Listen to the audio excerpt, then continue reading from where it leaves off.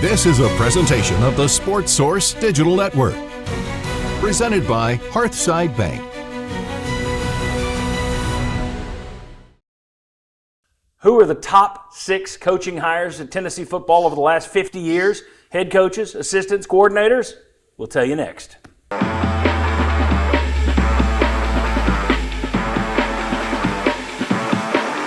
Go. Welcome in to Give Him 6.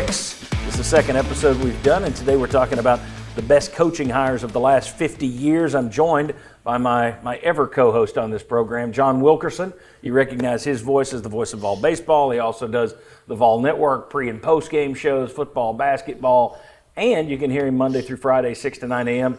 on 99.1 The Sports Animal. You guys are kind of like the Ohio State. You emphasize the "the." Yes. John, thanks for being here. Well, I appreciate it, John. Glad to be back. And right over there, Jeff Jarnigan. Also, you're the operations manager, Lord High Executioner at 99.1 The Sports Animal. People know your voice when they're sitting in there and they hear third down at Neyland Stadium or Thompson Bowling Arena. Not the third down point, but you, Jeff Jarnigan, happy to have you with us. Thank you very much. Appreciate being asked.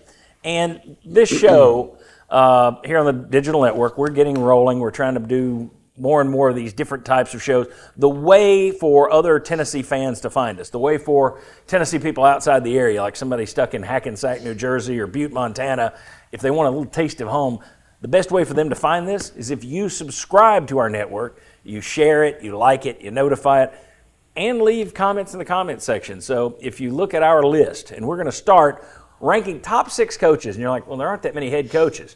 Well, we're not just talking head coaches. Here we go. We got 3 head coaches that I think make the list. We're not putting, Kiffin's not on the list, Butch Jones isn't going to make the list, Dooley's not going to make the list, etc.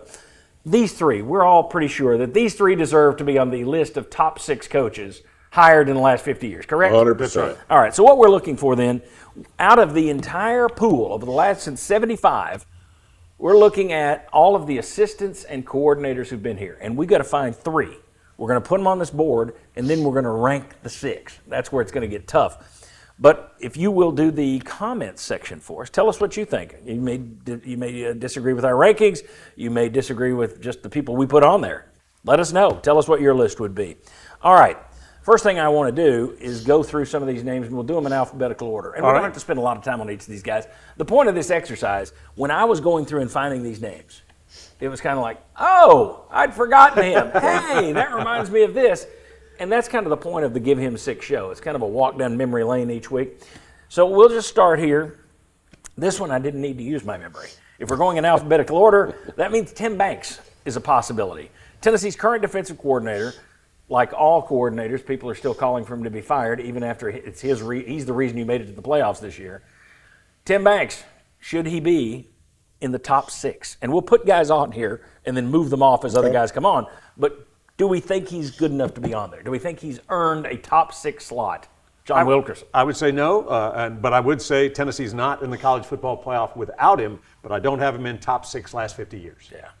Yeah, I think when you're going to narrow it down to 6, that's a really high mark. I'm very impressed with Banks, but I would not do the top 6. Agreed. Okay. I'm going to throw 2 guys here together. One came in 94, one came in 95. They were long-time assistants to Phillip Fulmer. They were here through the national championship run, here through the great highs of the 90s, right up through 2001 when it started to drift a little bit. But that is Dan Brooks, Steve Caldwell, the 2 defensive line coaches at the time. They're in the hall of very good, if you will, but if we're looking at top 6, I'm not going there. It's going to be tough for a position coach to make it. It is, and I do appreciate, Caldwell defensive ends, Brooks defensive tackles, and they were remarkable for Tennessee. But and both now, even though they went elsewhere, they live in East Tennessee. That's what Tennessee means to them. But yeah, I think if you look at maybe top 10, top 15, without question, Jeff, they're there, but not top 6. I would agree. We have the benefit of seeing more of the list than the people watching. Right. Yeah. So they're going, wow, how do you not do that? But I think in the overall spectrum, I would not. And for those wondering, are they going to go through every assistant over the last 50? No, we've already weeded it down to about 20 names, and that's what we're talking about now. I basically took out anybody who wasn't here for at least more than 1 year. So the 1 year guys, they're not here. And we're basing this only, I meant to say this, we're basing this only on UT success. So David Cutcliffe will be in or out based on his merits here. What he did at Ole Miss and Duke don't count. The fact that Al Saunders was here as an offensive coordinator for 1 year and then went on to be head coach of the San Diego Chargers, that gets him no play with us. So let's move on. So we don't have Tim Banks, we don't have Dan Brooks, we don't have Steve Caldwell. Kippy Brown. Kippy Brown, former receivers coach here. He was here 83 to 89, which was very much the wide receiver U era. Mm-hmm. He came back 93 to 94. He was the interim coach and should have been given the job when they went and panicked and hired Derek Dooley. 100% agree. Kippy Brown, also an East Tennessee guy. Does he deserve top 6 consideration? I love Kippy to death, and I think he was spectacular when he was here, but I wouldn't go top 6. When I first put my list together, he was 6A. Now he is 6B. Oh, so he's not on your... So close. Right. I mean, he's the first man out. If this were my bracketology, gotcha, he would be the last team He's on out. the bubble. All right, Kippy Brown out. That would be But tough. you're exactly right. I mean, wide receiver you look at the talent that he just missed working with Willie Gault, and then I think it was something like 6 or 7 receivers that were drafted in his first stint with Tennessee, and as you mentioned, should have been the interim coach, should have been named the head coach instead of the Dooley era. Even if you just continued him on for 1 year as the interim, and you say it's a trial year, correct? That would have been the right way to go, but they didn't go that way, and they suffered for it for a decade. Jim Chaney. Now, this is an interesting guy because everyone was excited when he came back. Yep. His first tenure here, very good, put up tremendous numbers. Second tenure, not so good, but do we really think he was running the offense, or do we think Jeremy Pruitt kind of had the chains and handcuffs on him? Plus, he had not the greatest quarterback in the world there at the time, and Jarrett Garantano. I think saying that the offense was being running, I think it's missing an I. I think running is closer to running. Jim Chaney is obviously a brilliant offensive coordinator, and he did a great job his first time here. The problem was they had no defense when he was here the first time. So, but I do not have him in the top 6. He wasn't in my top 6 either. 1-0 as an interim head coach. That's correct. Undefeated. Undefeated. Love talking to him. Fantastic guy to hang out with, just converse with, but not top 6. Yeah, I mean, and that's another guy who had unbelievable success before he got here. Just doesn't count. I mean, people forget the Drew Brees offense where he was throwing like 70 passes a game at Purdue. That was Jim Chaney. All right. We might have one that makes the list here. Former Vol defensive coordinator, was here for the national championship run. You go all the way back. He was a graduate assistant, hired in 1979, I believe, but he was here from 1989 to 2008. Defensive line, linebackers, defensive coordinator, assistant head coach, Chief John Chavis. And I would say anybody who played for him, they would tell you, put him on your list. So, John Chavis, does he make the top 6, gentlemen? He's on my list. And you just look at what was the procedure, the evolution. You would arrive as a defensive back, perhaps get moved up to linebacker. If you arrived as a linebacker, you moved up to defensive end. Defensive end, you moved into the interior. That's how Tennessee had such speed. And I just think you look at great defensive unit after great defensive unit, as well as just look at the talent that he coached. I mean, Al Wilson arrives as a defensive back, and of course he's a legendary linebacker, and you can just go down the list. But yeah, Chief is definitely on the list. Us we got the two of us have him on there. Oh, absolutely, I do. Yeah, I do now. Do you? I did. I've been now convinced. That you've heard us. No, I've been convinced. I mean, I'll tell you when we get to the other one. Are you going to bring up third and Chavis? There would be people out there screaming that right now. No, I mean that's absolutely. Or the Mustang, or the Prowler. Bob Hodge would be out there. Those are all factual. I mean, we can dance around them, but in listening to, I did have another defensive coordinator that I had down for that. Well, we can get him in here. Listening to the conversation, I would say John, national championship defensive coordinator, going to Miami and winning that game 10-6. I mean that was.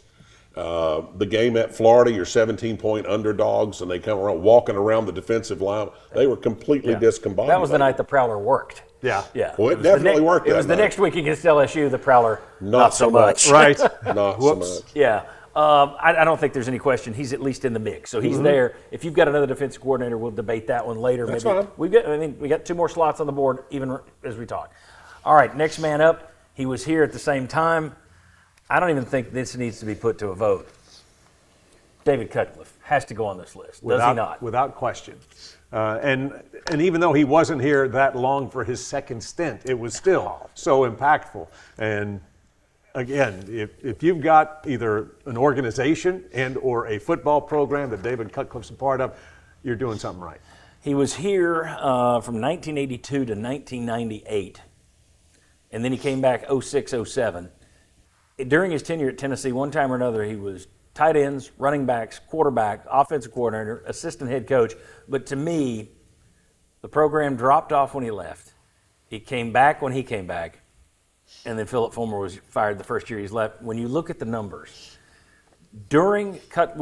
with David Cutcliffe as his offensive coordinator, Phillip Fulmer was 84-19, an 81.5 win percentage. Without David Cutcliffe, he was 67-33. So you go from an 81% winning percentage to 67. Enough said. I'm not trying to.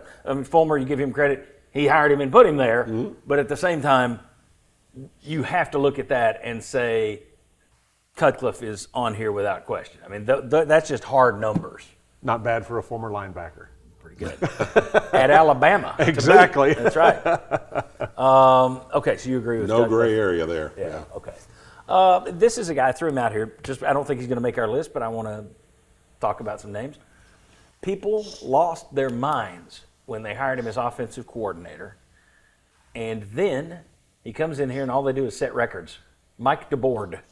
Mike DeBoard as offensive coordinator. I don't think he makes the list, but I think he's an interesting story to tell simply because that's one where a lot of these we're going to talk about guys that fans were so excited and it went bust. We'll get to that later. Yeah. This is one where fans were all up in arms that you brought him in, and then thanks to Josh Dobbs, but you set records left and right. That's right. What are you doing? Yeah, exactly. And he did well. Yeah. I just thought that he was somebody who was a right fit at the right time, and I was impressed with how long he coached after his time at Tennessee ended. But I would give him a thumbs up and say good job, but I would not go top 6. All right.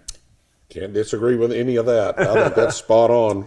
Next one. This might be the defensive coordinator you had in mind. Okay. And it doesn't mean we've got room for another one here. So we can put him on the board for now if we all agree. I'm kind of biased because he's a distant cousin of mine. Oh, really? Ken Donahue. Now, you got to go back, and this is interesting for those people who are watching this show. We're not throwing out a whole lot of recent names. You got DeBoard, you got Chaney, but for guys who lasted a long time, well, that isn't the last 20 years. Right. If you're looking at guys who had great success, that for the most part isn't the last 20 years. So you got to go back in time. And when they got Ken Donahue in here, he'd been a legendary assistant coach for Bear Bryant, comes here, and then in 85, you have that masterful game plan against Vinny Testaverde down there in the Sugar Bowl where you just dismantle number 2 Miami. That's all Ken Donahue's doing. That's the plus side. Negative side, when you opened 0-6 in 1988, somebody had to get thrown into the volcano. Mm-hmm. And you threw your defensive coordinator in there in terms of Ken Donahue. So you can look at the positives very high, or you can look at the negative the way it ended.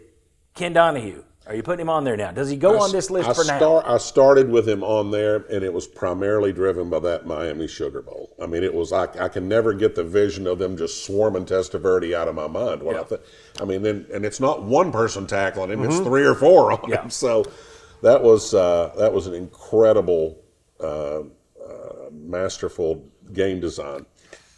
But in the overall spectrum, when you have to look at all of it, then I would say you also have to hold the 0-6 to some degree in that. So that made it easier for me to swap over to Chavis. Okay. Well, here's the thing. There's still room for him there now. Mm-hmm. And then we just take him off later if somebody gets on there. What do you think? Would you put him in the top 6? Well, as I was going through the Big Orange Rolodex and just starting to what are the names that pop out over this period of time, he is one of the first that comes to mind. I think we sure can go ahead and put him on the list now, but I do think that he had one of the best seasons as a Tennessee defensive coordinator. I just don't know if he had one of the best tenures to where he would be top 6 for me. It was 3.5 seasons. Yes. 3.5 seasons. At the same time, that season was so important. If you don't have that SEC championship, it had been 16 years since you'd won one. Mm-hmm. If you don't have that, I don't know if the success that comes after that comes. I don't know that Majors wins 2 more SEC titles over the next 3-4 seasons.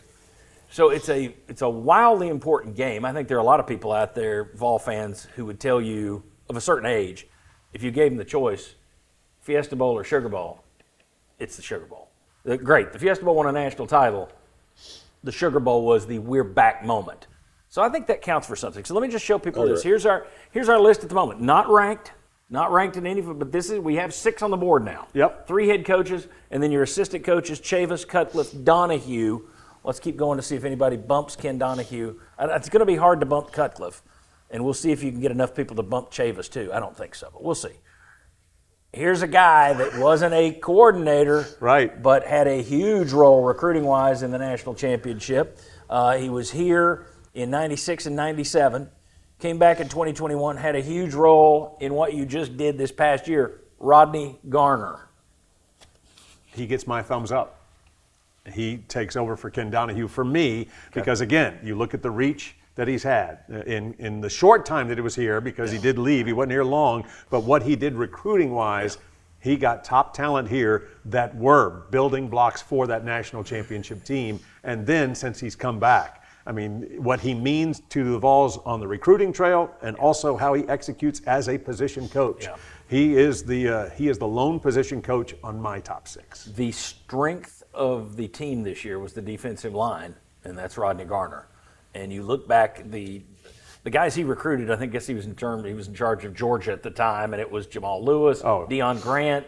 There was a third key member of that national championship, who everybody out there, put it in the comments that I can't remember it right now. But Rodney Garner brought in so many key members of that title team, and then to have come back and done what he's done with the defensive line, he is a position coach that earns my spot too.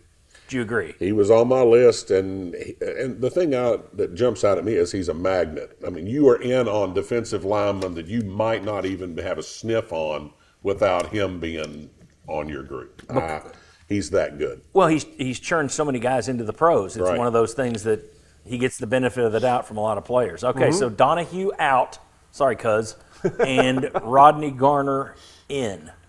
I'll never be able to go back to Union County and show my face. But not just for this reason. That's right. Add it to the list. Most people want to put a bag of my face to begin with. But, all right, the next guy up here, he's not going to go on the list. But I do want to mention Alex Golish, because each year that passes, his name looks a little better.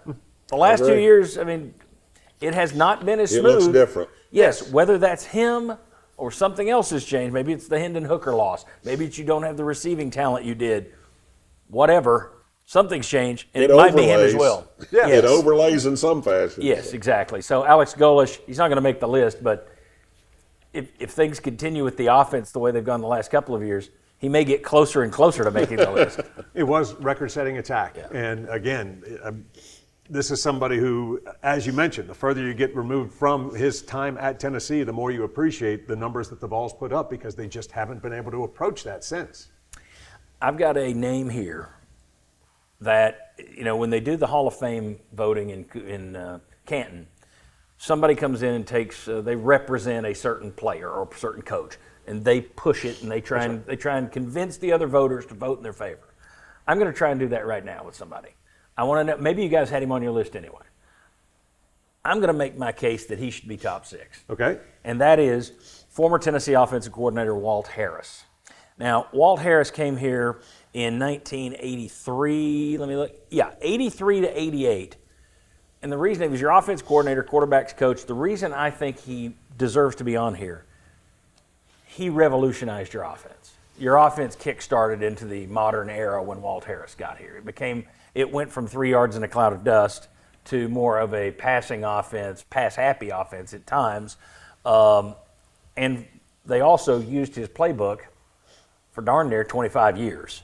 So to me, when you look at the lasting impact of what he created, I would put Walt Harris in here over Rodney Garner. So he would be on my list at the moment. I don't know if I convinced anyone. We will now let you tell me Garner or Harris. I'm probably a beneficiary of recency bias by saying this, because everything you said is absolutely true about me. Get out. But, Yep. not the first time I've been thrown out of anywhere. This early it is. At least you're not banned from Union County. But go That's ahead. the earliest I've been thrown out. I still think I would stay with Garner. Okay.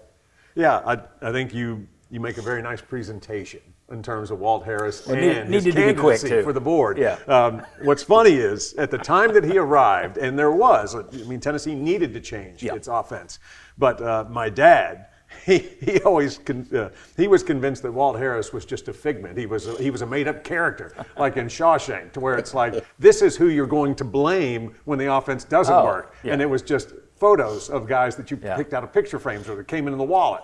But anyhow, without question, he did have an impact on Tennessee. And as you mentioned, you look at the offensive minds that were here while he was here, and it did influence Tennessee's play calling for the next quarter century because David Cutcliffe was on staff with him as well as Phillip Fulmer. So I do think it's very sound in terms of the argument, but he's just not on my top 6. Works. Okay. Next one, a name that I had forgotten, and I'm going to throw it out here because I bet a bunch of our viewers have forgotten this. Bob Harrison. He was at Tennessee from 77 to 82. We talked about Kippy Brown being here for wide receiver U.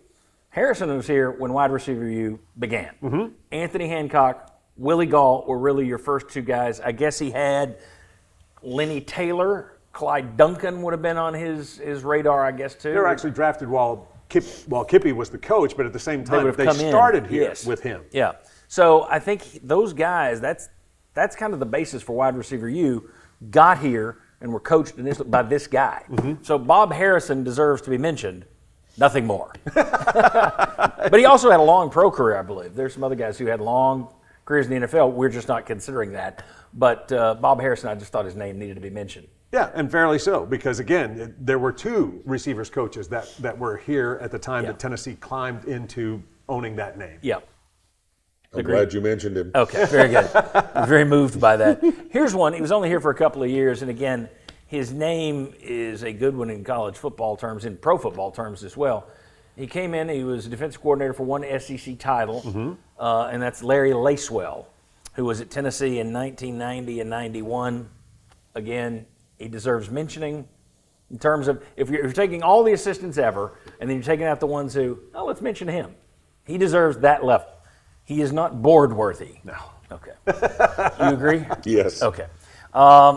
Next up, I had forgotten. Larry Marmee made 2 stops here. He was defensive coordinator under Majors in, let's see, what year? 83, 84. Yeah.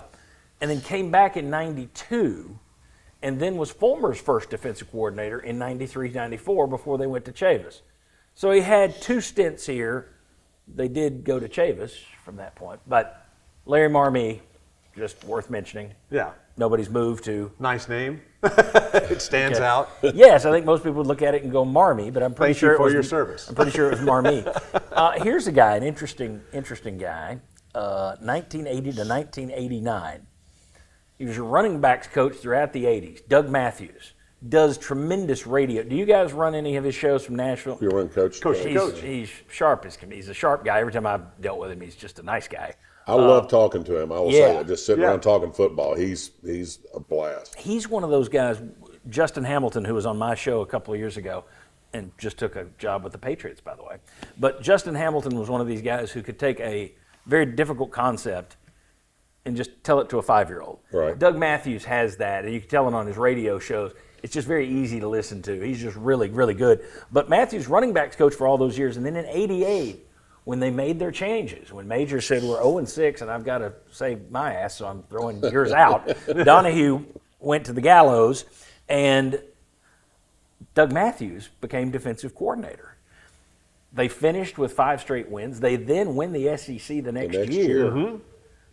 Yeah. And then they part ways. Biggest turnaround in history. Yeah, I don't know that Doug Matthews belongs on this list, but that's an awfully long run during the laying of the foundation for what Tennessee became. Oh. Plus, to be a running backs coach and then be thrown into defensive coordinator and be able to handle that, you don't see that kind of stuff a lot today. I was thinking, who amongst us would not have immediately turned to their running back coach Take over the defense. for the defensive coordinator? Such a tired move. Yeah, exactly. But Doug Matthews deserves a mention here, but not. Absolutely. Yeah, I think very, very worthy of mention, and had a very good tenure. I mean, you don't spend a decade at a university without being deserving of it. And again, for those, I think it's always a misstep when people just say, Vandy guy. Sure, he played at Vanderbilt, but he was a very good Tennessee assistant. Yeah, and he clearly loves Tennessee still Absolutely. because he does a whole lot of radio on Tennessee. All right. Kevin Ramsey, I throw this name out. Here's the problem with any defensive backs coach. Those guys are always the most hated coaches on your staff because every time somebody gets beat, you get 100,000 people yell, why don't they teach them to turn their head around? Turn your head around. So Kevin Ramsey was probably So Kevin Ramsey probably not going to be, there's not going to be a clamoring in the comment section. Kevin Ramsey. But he was here for the 4 winningest years. Fulmer's great, 45-5 run was 95-98. Your secondary coach for all that, including the national championship, Kevin Ramsey. He deserves a mention here. Does he deserve more than a mention here? Would not be top 6 for me, but again, you take a look at who came in and who excelled at that position group for the Vols, and he was a difference maker and went from here to be a defensive coordinator elsewhere. That didn't go so well. No.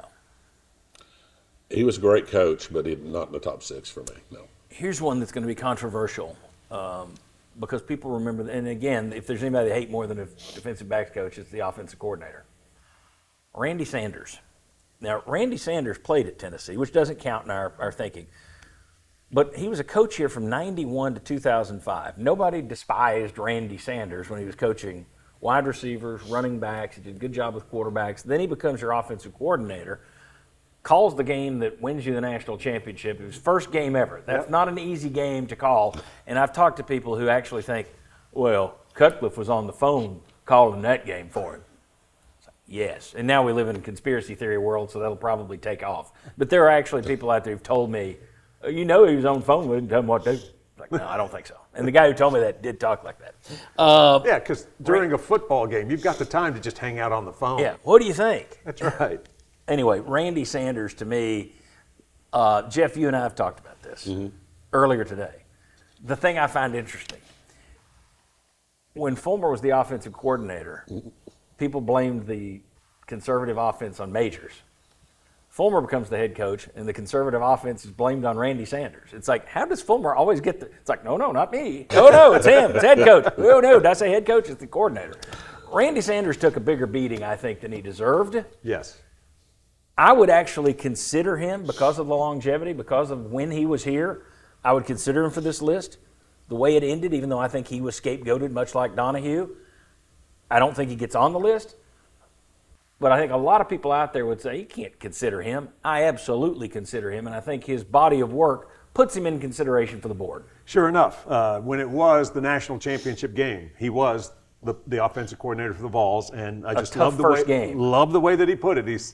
He said, I'm going to shoot for the pins. Are you going to be conservative? You're going up against Florida State. What are you going to do against Seminoles? I'm going to shoot for the pins, meaning it was going to be pedal to the metal and all gas, no brakes. And so I do think for that to be his debut, I also think that people forget that Tennessee goes into 2004, and it's not one, it's 2 freshman quarterbacks that are starting. So for him to have Brent Schaefer and Eric Ainge ready to go as they were in 2004, that, I think, was all on Randy Sanders, and that I hate that his time in Knoxville ended the way it did because he deserved far better. Well, you also lost those guys during the season and wound up winning a Cotton Bowl with, was that Rick Clausen or was that Matt Sims?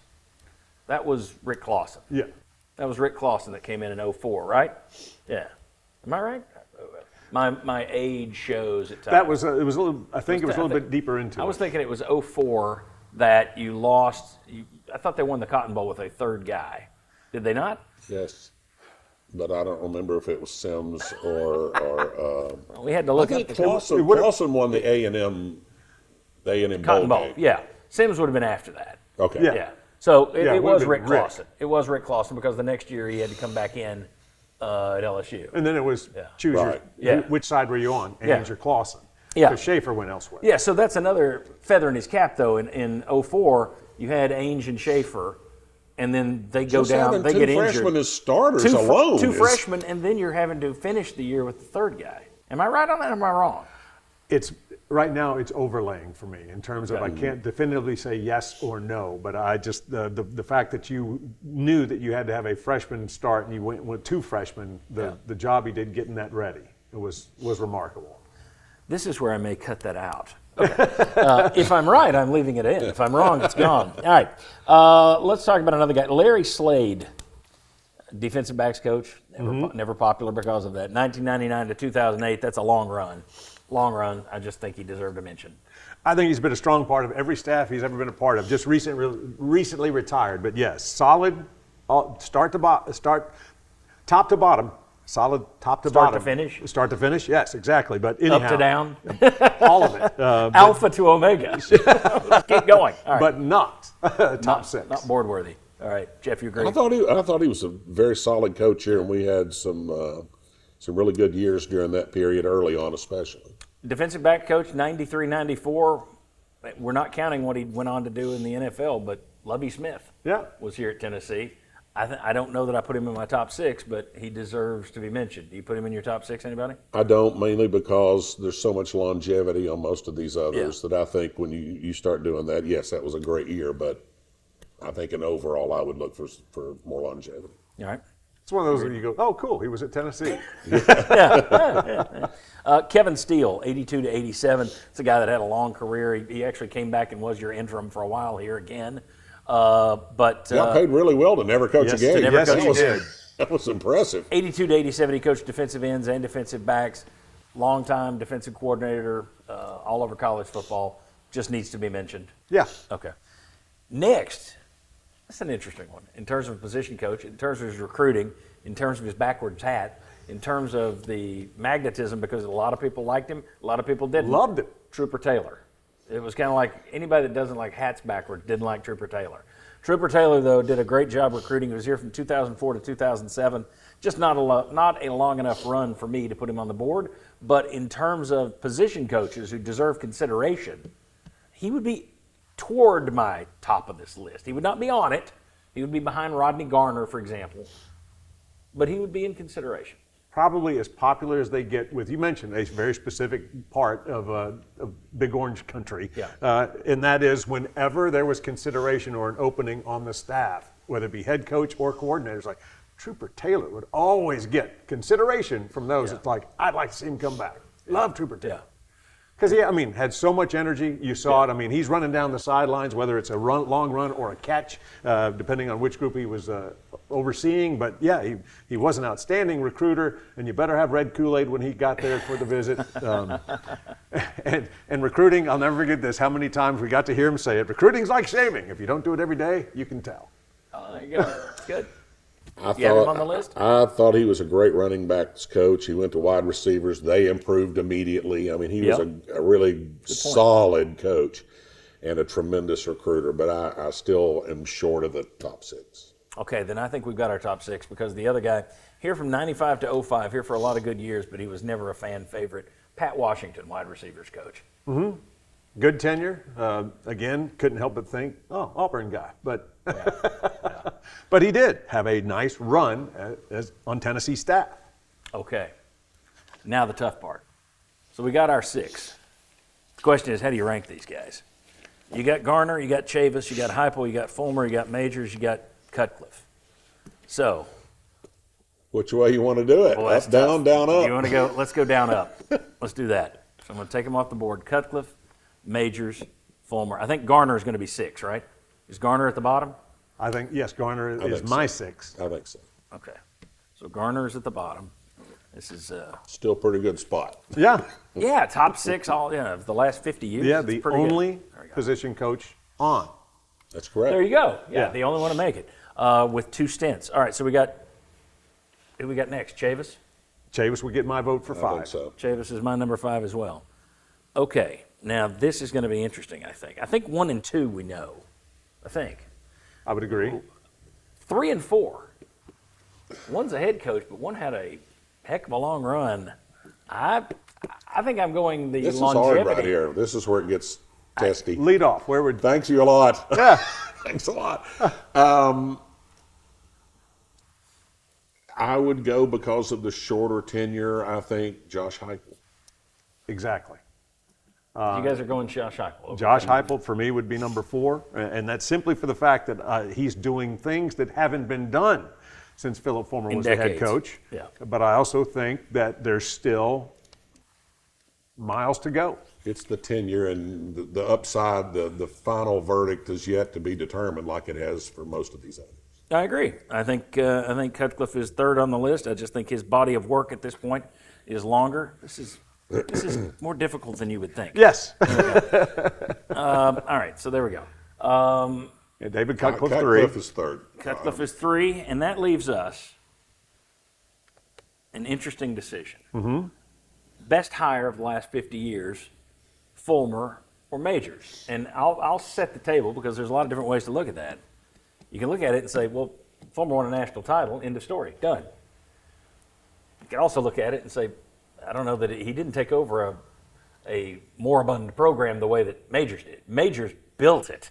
Majors took over a 4-7. His first year was 4-7, and they won 2 out of 3 SEC titles and was blown out. So Fulmer took over what was basically a top 10 program at the time. Yes. He took it to a higher level.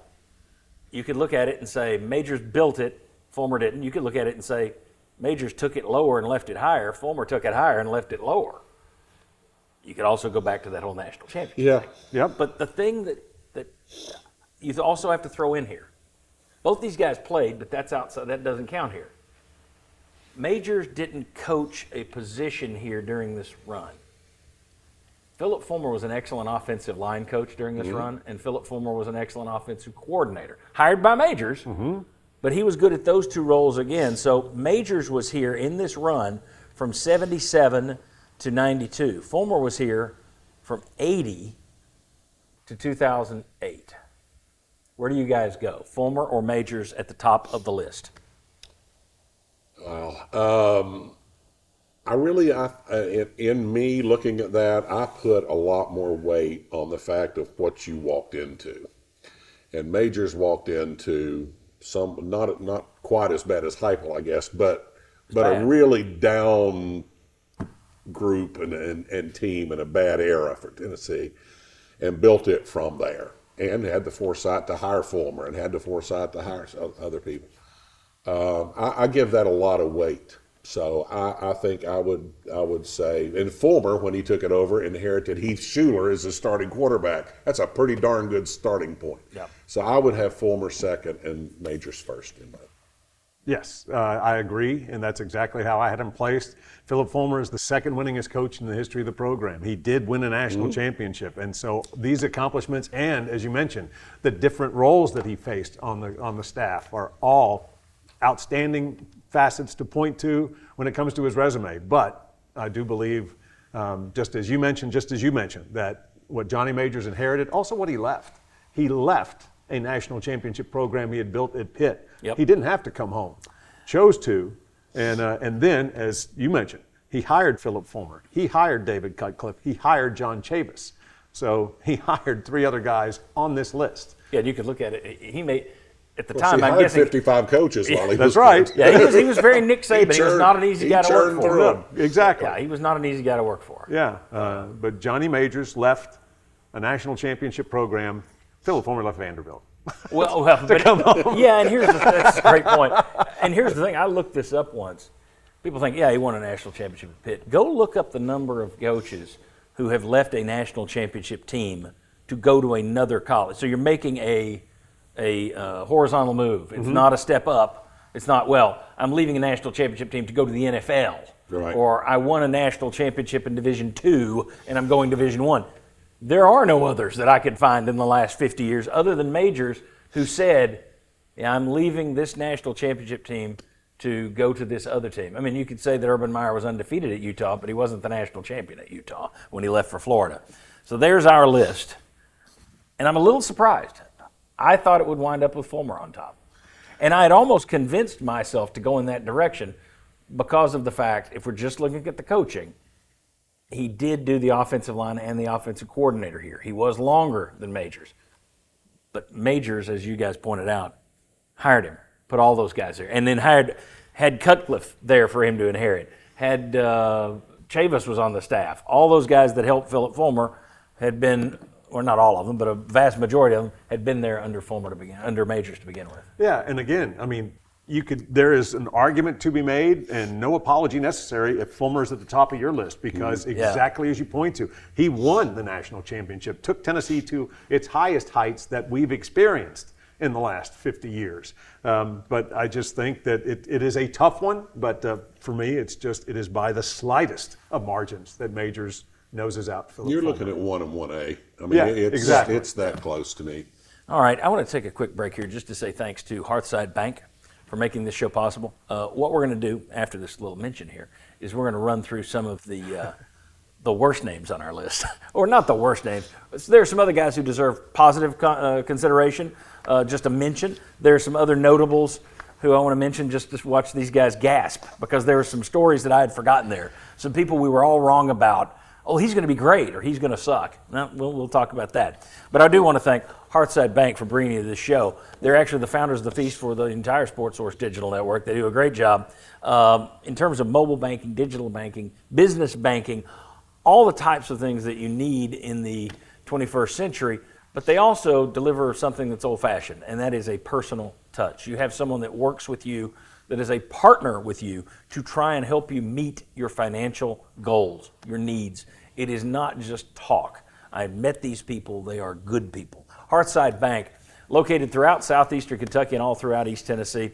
Visit them at hearthsidebank.com. They are always within reach. All right. Now for the fun part. We can get a little bit mean. I'm just going to throw out some names just to have fun with them. Just stories that you get the feeling we're going to need Pepsid when this is yeah, exactly. Holy smokes! Yeah, Jimmy smokes. Jimmy Brumbaugh, hired by Jeremy Pruitt, fired 4 games into the season. And it was a big deal. I mean, when he was hired, it's like, boy, we're thrilled to have Brumbaugh on the staff, and it's like, well, we'll be better when Brumbaugh's gone. If only we had had a staff of 4 gamers that we could He would be number 1 on the list of guys who only coached 4 games in Tennessee. Yeah, He was great at fall practice. Pruitt was a man of conviction. You're here, get out. All right, now here's such a loyal individual. Yes. Now here's another one. Apparently Brumbaugh wasn't good at putting dollars in Chick-fil-A bags. Here's one that deserves mention, though. He was not hired during the 50-year run we're talking about, but he did coach in it, and he's an absolute legend. He coached here from 55 to 84, and that's George Caffigo. Oh, shoot, yeah. So first part of this 50 years, George Caffigo was there. I wanted to throw his name out there. You look at the guys, and I mean, Tennessee has always had a really a good assistant in terms of so many times you had great special teams. And when you think about their best kickers, Alan Duncan, Fuad Revez, the Revez brothers, you can just continue to go. Yeah. It's Coach Caffigo. Yeah. And you never had to question what was the most important game to him. I was about to say. It was Vandy week. You never showed up flat for a Vandy game. Yeah, talk to anybody who who was over there when Caffigo was there, and immediately at some point in that conversation, his hatred of Vanderbilt will make the list. He's also maybe my favorite old-time photo of Tennessee football is him, because he had a face that literally looked like it had been. He had a cauliflower face. Yeah, he'd taken a few. That was the days before face masks. He'd taken a few broken noses, and you see some of those color pictures, and I mean, there he is wearing the orange helmet and that face. Yeah, there's bad news. That's right. Bad News Caffigo on our set on the WATE show, which you can find at the Sports Source Sundays at 11, or on our other YouTube channel. Subscribe to that one as well. But on that set, I put a lot of photos of UT history on there, and my favorite one, the biggest one up on the top corner, is him just looking snarling. in the old sweaters that they would wear for jerseys. It's a great shot. George Caffigo needed to be mentioned. Well, it was Valentine's Day. Dom Capers, yep. NFL, very good NFL coach, was here as defensive backs coach for a couple of years under Majors in 80 and 81. Here's one that everyone was so excited because he gets the ball to guys in space. I know who's coming here. The claw fence, Dave Clawson. And here's the thing. He has gotten the ball to people in space his entire career, except for 1 year here. It all went south here, and most of it was put on the flip-flopping of the offensive line. Yep. But he was there for the last year of Phillip Fulmer, and I'm sure Fulmer would put all the blame on him. But he immediately went to Wake Forest and had a good run over there. Got him in the Orange Bowl. Yeah, but Dave at Wake Forest. In the national championship conversation for half a minute. So Dave Clawson, he's one of those that goes down in the hall of, boy, we missed on that one, because fans were giddy over that hire. Oh, and I just remember he gets the ball to players in space. Well, and I just thought, as opposed to those coordinators who like to get it to guys I like who to are throw the guy who's up. quadruple covered. Yeah, give it to the guy who's clogged up at a phone booth. If you had gone with the other guy, then it would have been, here, he's bringing a quarterback with him. Yes. So, and it just, and it was Ryan Mallett. Yeah.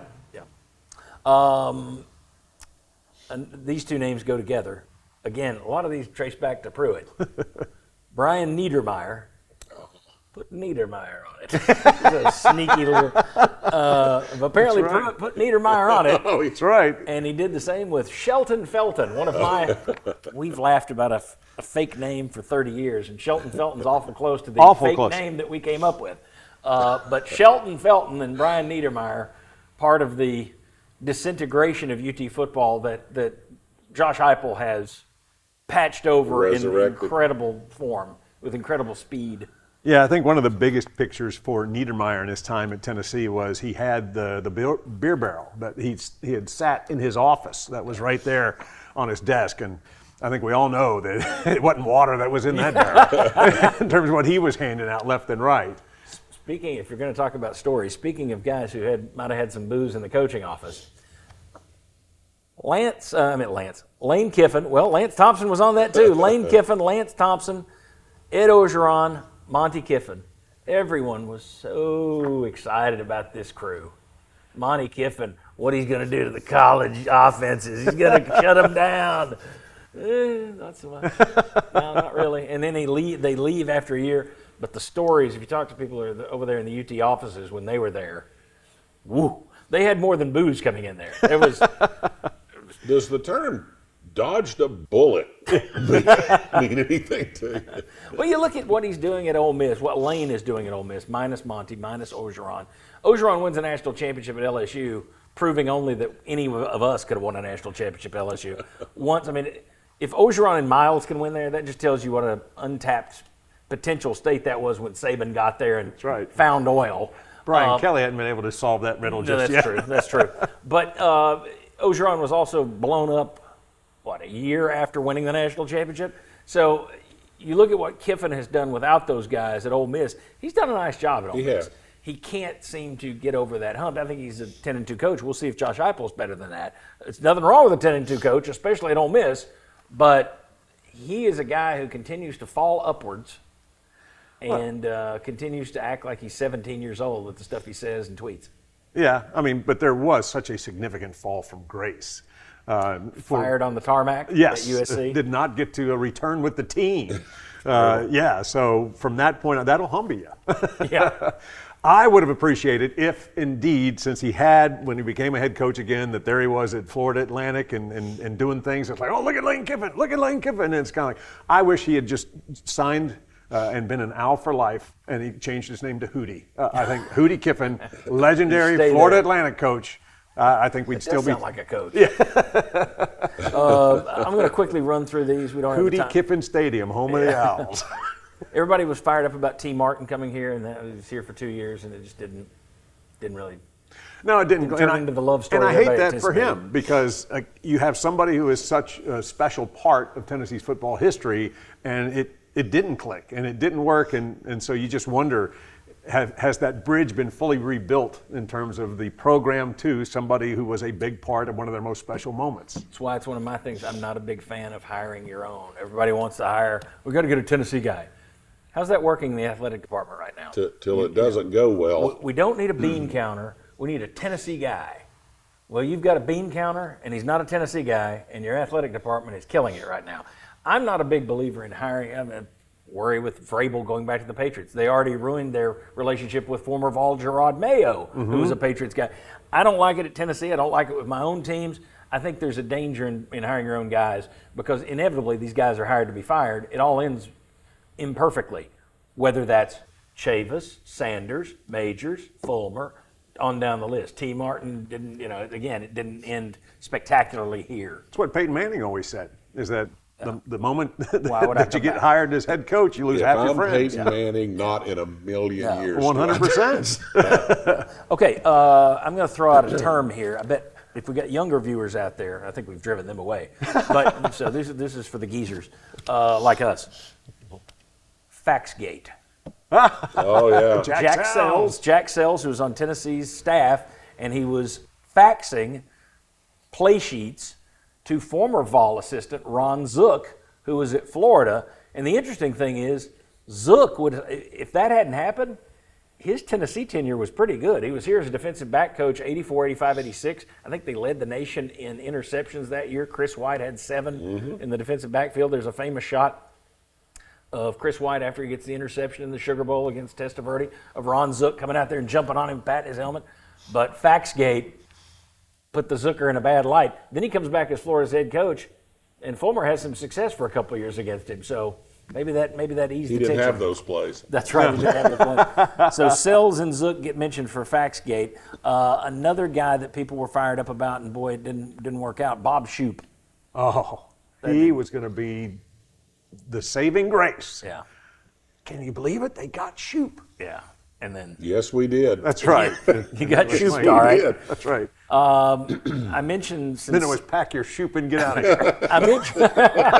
I mentioned Lance Thompson earlier. If Derek Dooley had made Lance Thompson his defensive coordinator, who knows? He might have survived another year. But instead, it went to Sal Sinceri, which if you were doing a bottom 6 board, he might be number 1. Or 1, 2, and 3. I mean, Again, he awful. was That can't was- miss. It's Well, like, you look at what it was paired with. Yeah. With even a reasonable defense, the offense you had that year was astronomical. I remember. See if you can hold him to 35. Can you hold them? Can you keep them to a basketball number? You're in a shootout with Troy. I'll never forget when I knew Will Overstreet belonged on my television show on the Sports Source. I'm over talking to him about business, and we're in a room, and I don't know what we're talking about, but it wasn't football. We're in a room with a YP board, and Tennessee's just given up 155 points to Georgia or something, and Will is so frustrated. He grabs the wipey, the marker, and goes and erases the business stuff they had on the wall and starts drawing what Tennessee was doing wrong. And he's like, they can't match the front 7 with the back 4. How does a coordinator not know how to match the front 7 with the back 4? And I thought, man, I got to get you on the show and get a wipey board. So, yeah, that Sal Sinceri, man, drove people crazy. Another guy that everyone thought was going to be terrific, Justin Wilcox, defensive coordinator. And he wasn't bad. No. He went and became head coach at Cal. Had that opportunity. Yeah. So I can't get the taste of that Kentucky game out of my with the wide receiver and just run to the right. Roark, was that his name? Was it Matt Roark was the I don't remember. believe it was. I don't remember the receiver's name. I just remember I think thinking, Lynn Bowden was the other one that beat you got to make this guy throw the ball 40 times. He hadn't thrown it since junior high school. Yeah, And well, they beat Tennessee with a couple of those. it was I mean, Lynn unbelievable. Bowden beat them one year, I think. Is that it? I should stop trying to throw out names that I'm not sure of. But I think Roark was the kid that was the wide receiver that had to come in there and play and beat them. John Gruden. If you look up, now he would have been head coach 7 times if you believe the groomer. Sure enough. But John Gruden, happening. yeah, it's happening. It's real. Yeah, it's like it was done if the Haslams hadn't stepped in. So He's know got how an much RV property- in Kingston on the How lake. much property he owns in East Tennessee? oh God, yeah. South Knoxville, North Knoxville, West Knoxville, Chattanooga. They're in town visiting school. You remember that? Yes. Yeah. And if you look up, yeah, it became like Bigfoot. That's right. See a picture of him looking back over his shoulder. If you look up Tennessee, if you look up John Gruden in Tennessee's Volmanac, their record book, what used to be called a media guide, he's not there because they don't list the graduate assistants, and that's all he was here. But Lord, that 1 or 2 years as a GA, Vol fans just fell in love with John Gruden.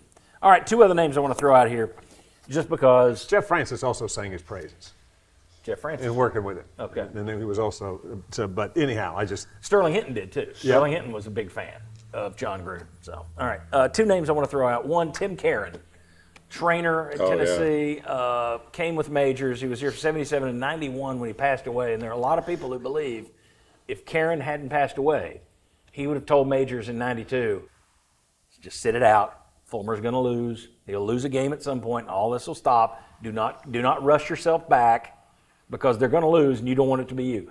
And Karen wasn't there to stop him, and majors came back, and it played out exactly as it did with him he came back, and they lost 3 games by a total of 9 points. He's blown up. Fulmer's the head coach. And a lot of people who knew those guys think that the one guy majors would have listened to, and the one guy who would have sniffed out what was going on, was Tim Karen.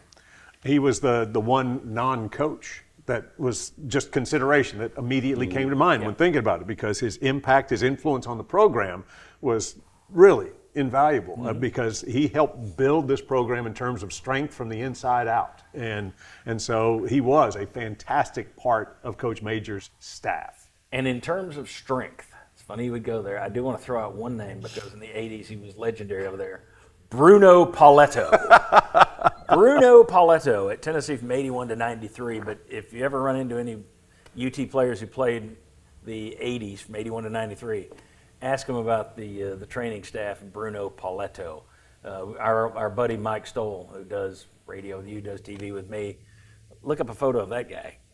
He had arms bigger than our 6 legs put together. Well, he sounds like a guy that if you're not putting on weight, you don't want to have to go talk to. That's right. I'll tell you He was that. an Olympian. I think he was a shot putter or something. So anyway, all right, let's go back. Let's finish this thing up. Here were our top 6 coaches of the last 50 years, top 6 coaching hires of the last 50 years at Tennessee.